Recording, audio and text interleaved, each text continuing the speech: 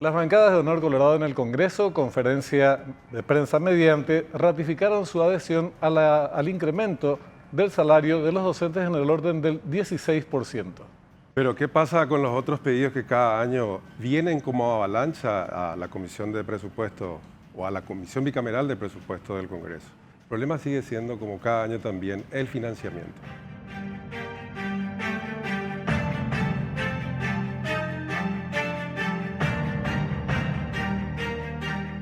¿Qué tal? ¿Cómo están? Tengan ustedes pero muy buenas noches. Bienvenidos a esta nueva emisión de Fuego Cruzado. ¿Qué tal, Richard? ¿Cómo estás? Muy bien, ¿cómo te va, Benjamín? Un placer estar acá nuevamente. La semana pasada estuvimos con el señor Gustavo Velázquez, pero ahora en buena compañía también el día de hoy. Para hablar de un tema que, bueno, es de pura actualidad el día de hoy, bueno, toda esta semana. ¿Qué te parece mucha actualidad. ¿Qué te parece si hacemos el reconocimiento del campo? Adelante. La bancada del Movimiento Honor Colorado, en ambas cámaras del Congreso, sentó postura con respecto a la ley más importante de la nación, el Presupuesto General de Gastos.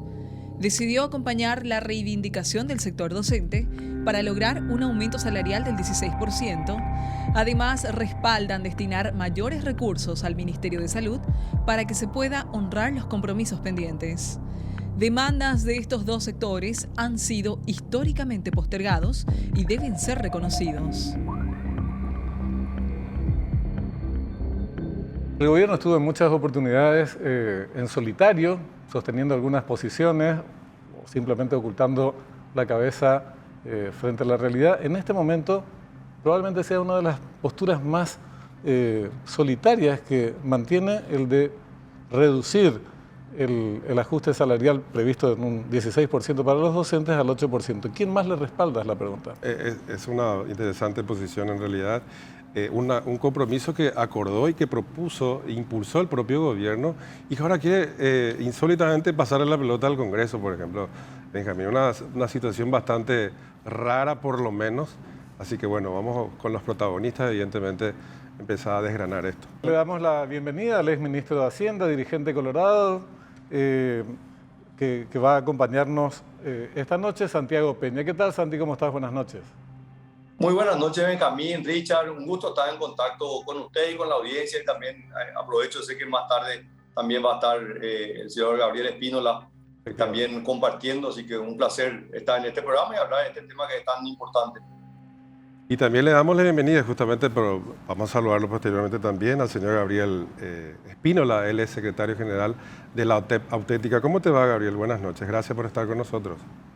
Buenas noches, Richard, a Benjamín, a Santiago Peña, ex ministro de Hacienda, con quien tuvimos varios intercambios importantes, pero mirando siempre el presente y el futuro de la nación. Un placer estar con usted en este programa. Bueno, arrancamos por una pregunta que es más de carácter político, Santiago, aunque tiene obviamente su base económica, que es cómo se explica esta posición del gobierno de hacer marcha atrás sobre algo que todo el mundo esperaba, que es ratificar el avance hacia el salario profesional del docente, que es una decisión adoptada ya en el gobierno anterior, que se venía transitando en esa dirección, que se interrumpió con la pandemia el año pasado, pero que la intención era ajustar en el 16% el salario de los trabajadores del magisterio y eso no se dio. ¿Cómo se explica? ¿Qué fundamentos tiene esto? Y como mucho de lo que estamos viendo en este gobierno no tiene explicación, al menos yo por lo menos desconozco, yo no tuve ningún contacto con las autoridades del gobierno, ni en la discusión previa a la presentación del presupuesto. Me enteré como todos los ciudadanos el 1 de septiembre cuando presentaban el presupuesto. Y bueno, sí me aboqué a trabajar con la bancada Honor Colorado en el Parlamento, de tratar de entender un poco los planes. El déficit fiscal es un déficit fiscal importante. El de este año inclusive sigue siendo muy por encima de lo que establece la ley de responsabilidad fiscal. Empezamos a ver una recuperación de los ingresos, pero hay todavía muchas incógnitas y muchos interrogantes, lo cual nos llevó a nosotros, ante esta avalancha de nuevos pedidos de ampliaciones de prácticamente todas las instituciones públicas, de decir, paremos la pelota, sentemos una posición sobre algo que históricamente lo hemos defendido. Acordate que en el 2016, cuando firmamos con los gremios docentes avanzar hacia un salario mínimo docente. En realidad esto era simplemente cumplir una ley que se había promulgado en el año 2005. Y corregime, Gabriel, si no era así. Y 2001. hacerlo de manera gradual, así se vino haciendo en los primeros años y bueno, después nos encontramos con la pandemia, la ley de emergencia de alguna manera trató de ponerle algún freno y luego ya nosotros planteamos que dependiendo del ingreso tributario en este año 2021 se pueda dar el 8 o el 16%, que entiendo que están hoy dadas las condiciones.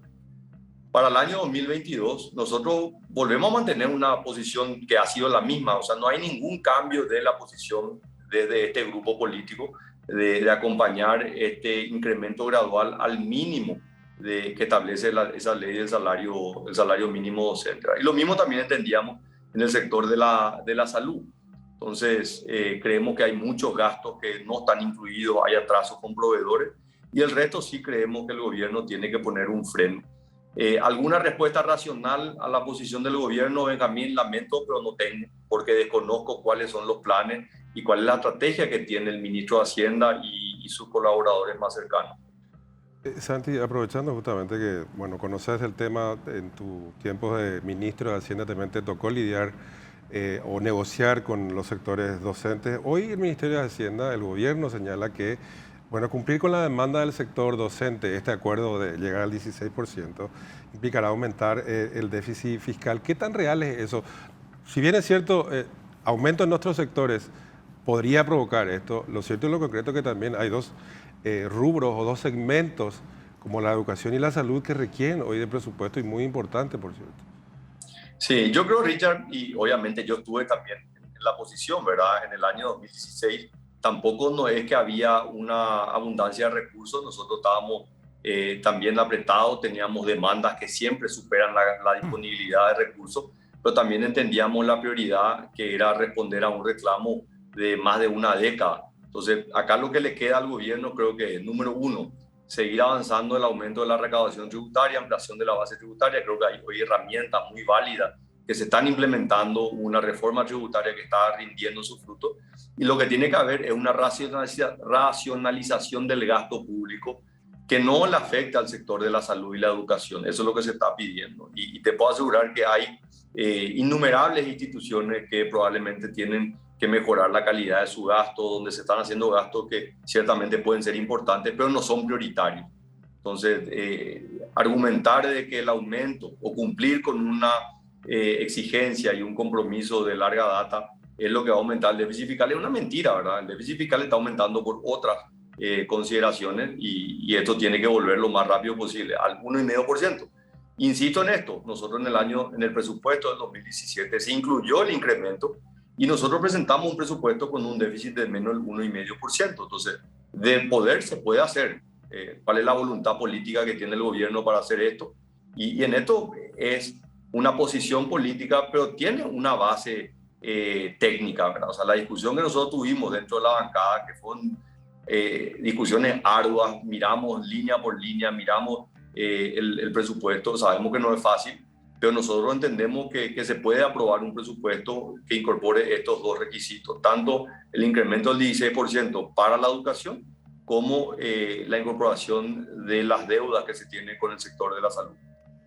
La verdad resulta incomprensible que se tome una medida de esta naturaleza desde el Ejecutivo, digo, que se defienda esta posición para el 2022 y vinculada a esto para algo mucho más de mucho más corto plazo, ahora de los próximos 3 meses, también reducir la expectativa al 8% en vísperas de elecciones. Por eso te digo, hasta políticamente uno podría ser mal pensado. Pero en concreto, el aumento hasta el 16% del salario ahora, en este último trimestre del 2021 para los docentes, estaba condicionado a la recaudación tributaria. Y la recaudación, la verdad, que tuvo un aumento extraordinario muy por encima de lo previsto, Santiago.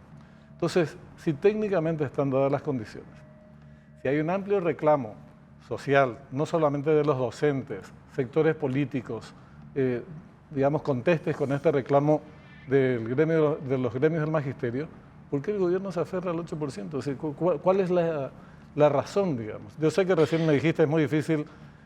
No, pero es importante esto que vos estás mencionando, porque no es una cuestión solamente técnica, es legalmente, o sea, eso es lo que está en la ley para este año. O sea, la ley establecía que el incremento iba a ser del 8% si las recaudaciones eran inferiores al 10% y del 16% si era superior, ¿verdad? Y eso Sí. se cumplió, matemáticamente está demostrado. Entonces, ahora lo que nosotros necesitamos es que ellos expliquen cuál es la razón. Yo te cuento que desconozco, no he hablado con el ministro de Hacienda, no he hablado con nadie del gobierno, así que desconozco cuáles son las evaluaciones o los criterios que ellos están utilizando, ¿verdad? Creo que es importante nomás para la audiencia, acá estamos discutiendo dos cosas. Uno es el aumento en el año 2021, Correcto. eso está autorizado, aprobado en una ley. Y otro es la discusión del presupuesto para el año 2022. Sí. Lo que nosotros discutimos esta mañana en la Cámara de Diputados es nuestra posición política sobre una base técnica de que acompañaremos un aumento del 16% para el año 2022. Y que este año, obviamente, no vamos a ponernos a discutir el cumplimiento de una ley. La ley se tiene que cumplir. Si se dieron los criterios que está estableciendo la ley, pues la ley se tiene que cumplir. Creo que en eso no debería ser duda. Pero yo me imagino que después Gabriel va a poder iluminar más esta discusión porque sé que él ha estado en contacto con las autoridades actuales. O sea, que Santi, esta mañana con los diputados y justamente en esta conferencia que estuviste y mencionabas recién también, que uno de los objetivos es precisamente que, o sea, gastar mejor o racionalizar el gasto como para que pueda haber, digamos, plata sobrante o plata concreta para los sectores más carenciados, salud y educación en este caso. Pero desde el año pasado, con la irrupción de la pandemia, el gobierno hablaba justamente de cortar los gastos superfluos, achicar el Estado, racionalizar los gastos, pero hasta ahora en forma concreta no lo ha hecho. ¿Qué se puede hacer, por ejemplo, desde la bancada de Honor Colorado? Que bueno, hay que evidentemente esto plantearlo también entre otras bancadas, como justamente para lograr esto, Santi, racionalizar Richard, y creo gastar que mejor. la herramienta que tenemos es de exigir gestión y exigir transparencia, ¿verdad? Hemos sido muy críticos a lo largo de esta administración, ¿verdad? Donde hemos ciertamente apoyado muchas medidas, pero también hemos cuestionado todo lo que han sido las compras en pandemia. Se ha hecho todo un circo, ¿verdad? Supuestamente que se ha controlado, creado cuánta comisión uno se hubiese imaginado. Ninguna comisión encontró nada. Lo que sí sabemos es que han habido tapabocas sobrefacturados, insumos médicos también sobrefacturados. Nadie ha sido condenado, de verdad. Nadie ha sido removido de su cargo. Solamente hemos visto algunas renuncias aquí y allá. Entonces, pensar que eso va a poder cambiar en lo que queda de esta administración creo que no es realista. Pero políticamente tenemos que seguir exigiendo, así como seguiremos acompañando y apoyando aquello que creemos que es beneficioso para el país, ¿verdad? Nuestra posición no cambia, ¿verdad? Es la misma posición que hemos tenido del 15 de agosto del 2018, apoyar todo lo que beneficia al país, y en lo que nosotros no estamos de acuerdo, pues le explicaremos a la ciudadanía nuestra decisión y esperemos que lo entiendan. Yo creo que hoy queda claro de que el movimiento Honor Colorado ha sido un movimiento que ha tenido una posición clara, transparente, donde entendemos que el gobierno tiene serias dificultades en materia de gestión. Y bueno, de nuestro lado continuaremos exigiendo que haya una mejora en esa gestión. Santiago Peña, muchísimas gracias por tu tiempo, muy amable como siempre. Un gusto y mi respeto para la audiencia. ¿Sí?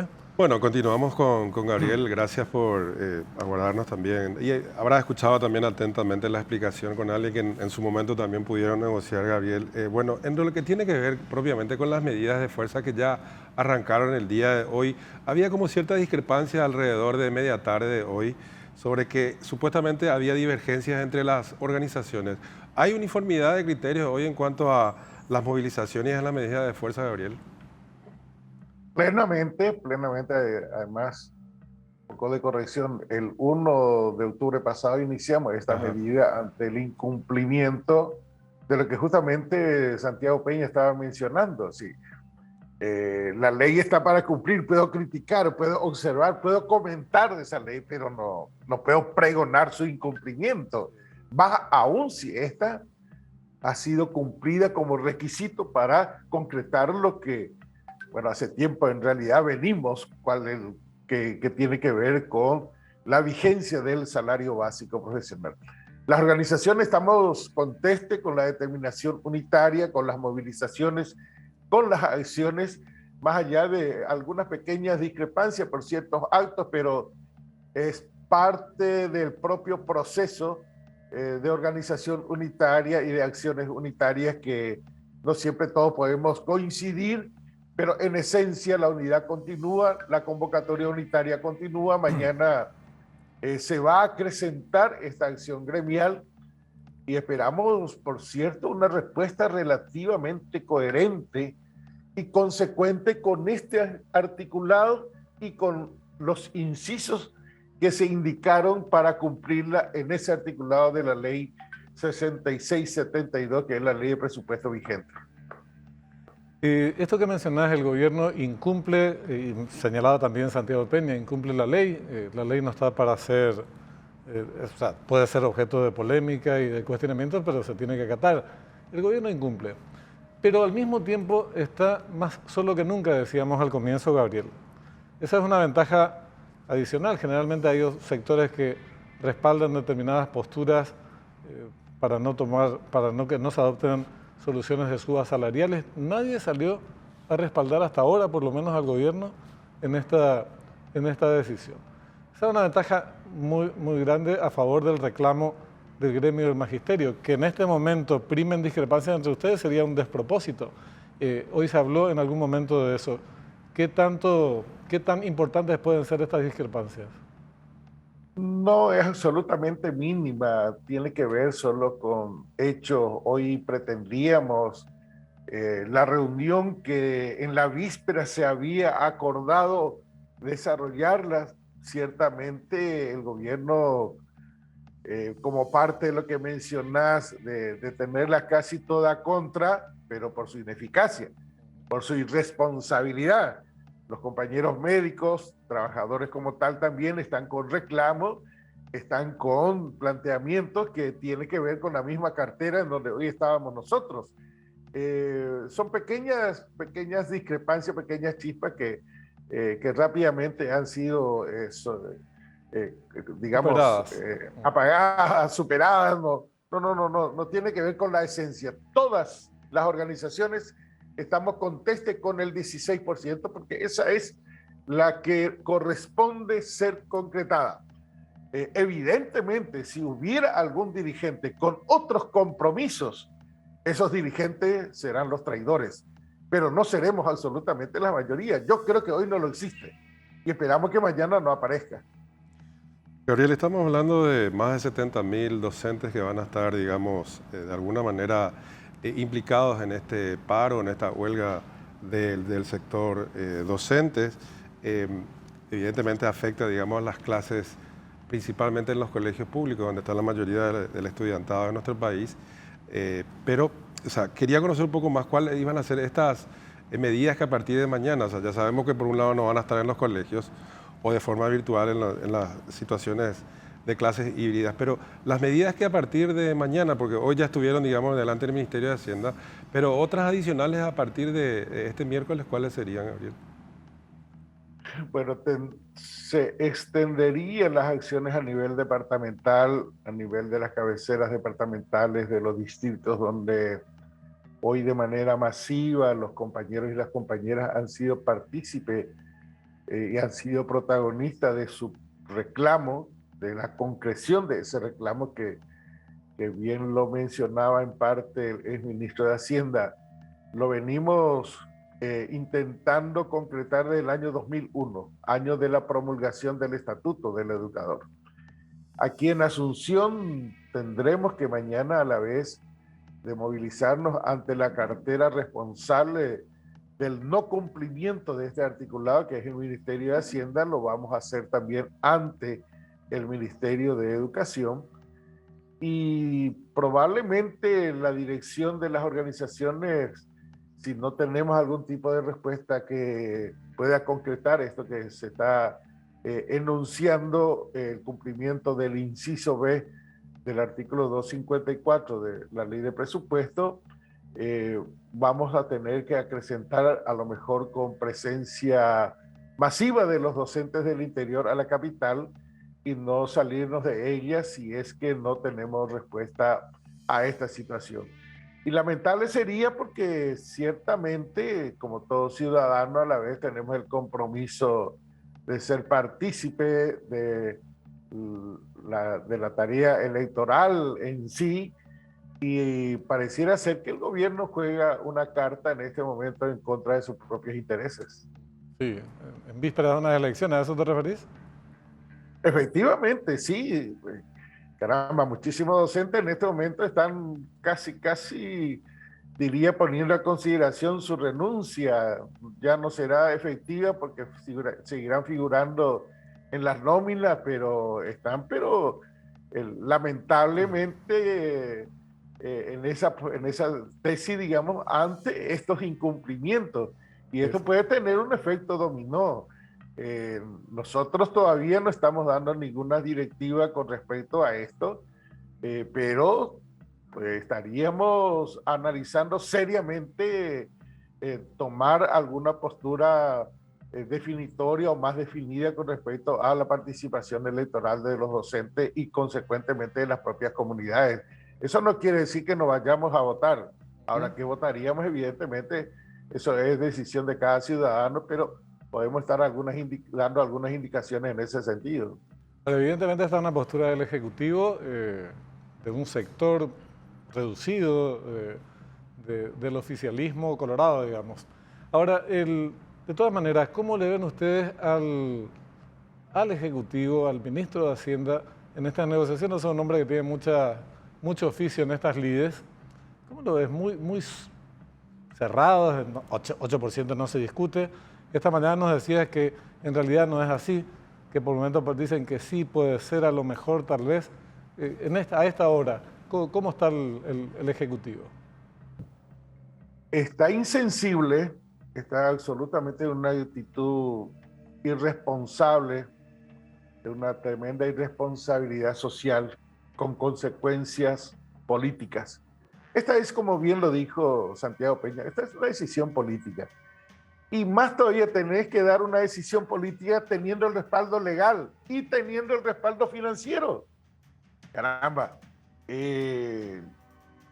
No sé si tengo que acompañar lo que tú estás pensando, Benjamín, que pareciera ser a propósito, quiero meter gol en contra.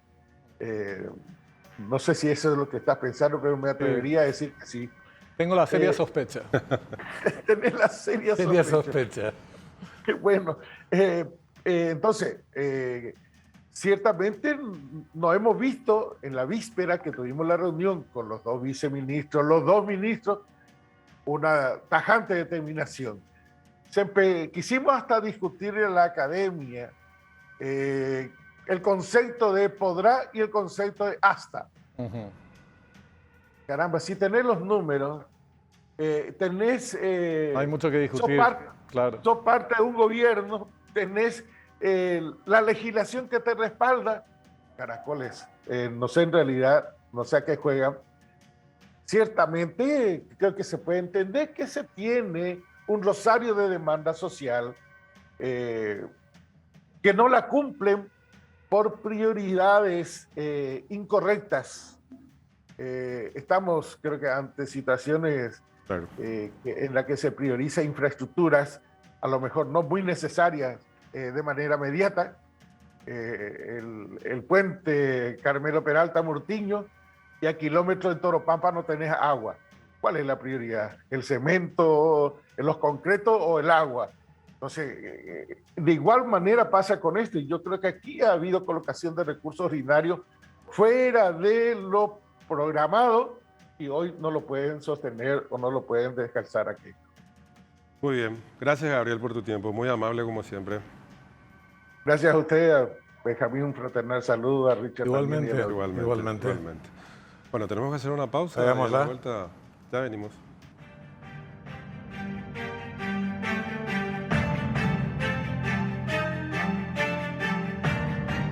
Charlas interesantes las mantenidas con Santiago Peña y el dirigente de la OTEL, Gabriel Espínola. ¿Qué sacas en limpio? Bueno, me quedo con lo último, ¿verdad? Que el gobierno, más allá de hacer cumplir el compromiso que había asumido, se mantiene insensible y en cierto grado de cierta irresponsabilidad, porque estamos, digamos, volviendo, los chicos están volviendo a las clases presenciales después de año y medio de pandemia y que se presente de nuevo esta situación, como que, bueno, salen otra vez perjudicados los chicos, ¿verdad? Yo entiendo que el respaldo también, se entiende la posición de los gremios docentes, creo que están las condiciones técnicas reunidas como para que efectivamente se cumpla ese aumento del 16%, pero inexplicablemente no va a ocurrir eso, por lo menos es lo que plantean Hacienda y el Ministerio de Educación, ¿verdad? El gobierno incumple una disposición legal por la cual le obliga a pagar a los docentes o a ejecutar, resolver un ajuste del orden del 16% para este último trimestre del año. Y para el 2022 es importante que las fuerzas políticas que están en el Congreso reafirmen la evolución del salario del docente hacia el salario profesional, incorporando el 16% y no el 8% otra vez como pretende el gobierno para el año que viene. ¿A qué juega el gobierno? Uno se pregunta, y es difícil la respuesta.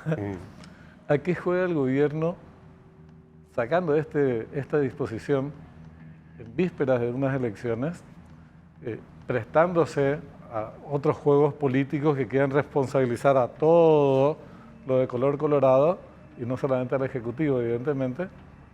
¿Qué está haciendo? Y te anuncia, y ya viene el aumento del precio de los combustibles. Una inflación galopante. Muy poco sustentable lo que está haciendo el gobierno. Sí, efectivamente, Benjamín. Bueno, sorprende un poco esa actitud, como decías recién, estratégicamente dentro de la política o aplicada a la política, llega en un muy mal momento, por cierto, en un sector que, bueno, históricamente siempre tuvo que bueno, lamentablemente estas reivindicaciones que nunca se cumplieron y parece que van a seguir esperando. Bueno, por eso también es políticamente oportuna la conferencia de prensa que hizo Honor Colorado. Estamos hablando de la fuerza principal en la Cámara de Diputados. Presumo que otras fuerzas políticas también. No sé cuál es la actitud de los legisladores ANIETT. Están calladitos. Están en campaña, parece. Están en campaña electoral y esperemos que no se plieguen, no todos por lo menos, a esta postura del Poder Ejecutivo y se concrete esta disposición. Tenemos que despedir, ya es hora. Hay que descansar, mañana hay que volver. Así que bueno, un placer como siempre. Igualmente, señor, muchas gracias por estar. Sigan en sintonía, ya llegan nuestros compañeros de Cuenta Final. Hasta mañana.